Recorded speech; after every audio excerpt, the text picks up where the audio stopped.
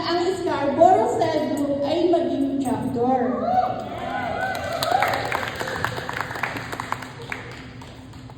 Sa mahabang panahon, parang ang inyong panalangin ay dininig na rin.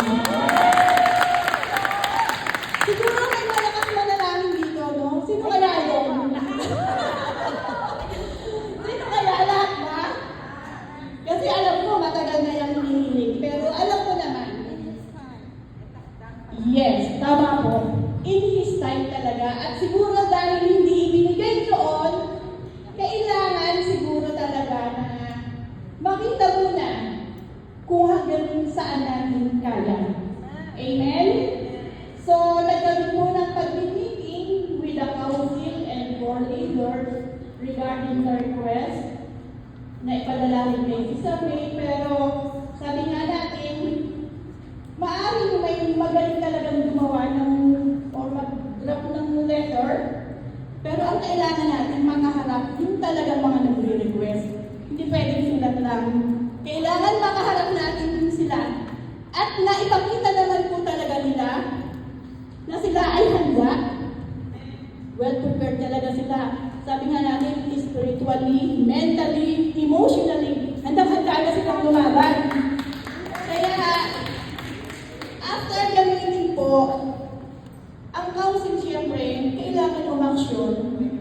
And nag-drop ng letter kay Sister May to recommend na siguro nga panahon na para maging chapter ang Scarborough Cell Group. So gusto ko pang basahin, Sister May, ang letter na recommended. Ayan. So once again, congratulations sa inyo. So ito po yung recommendation letter dated February 9, 2025 to Sister May Hartberg, International Executive Coordinator, USA, Canada, and Europe. Dear Sister May, greetings in the name of our Lord. The Council of Elders of the El Shaddai Toronto Chapter is pleased to submit this letter of recommendation in support of Scarborough Cell Group's request to become a chapter. Based on the reports and assessments provided by the court leaders, it is evident that they have demonstrated a spiritual maturity, organizational capability, and commitment necessary to function independently while continuing to uphold the mission and vision of our community.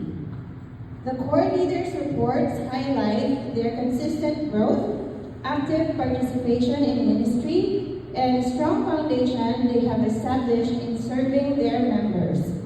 Their dedication to faith, service, and discipleship reflects the values of faith, love, and unity which our community upholds, and their request to be recognized as a chapter is an indication of their readiness for greater responsibility. We fully support their petition and believe that granting them independent chapter status will further strengthen their ability to minister effectively, expand their outreach, and contribute to the overall growth of the El Shaddai community. With this, we are sending the request letter, and we pray, trusting that God will guide your decision for His greater glory.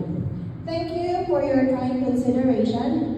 May the Lord bless you with wisdom and discernment as you review this request. In Christ, signed Toronto Council of Elders, Sister Elvie Rustia, Secretary Treasurer, approved and noted and approved by Sister May Hartberg.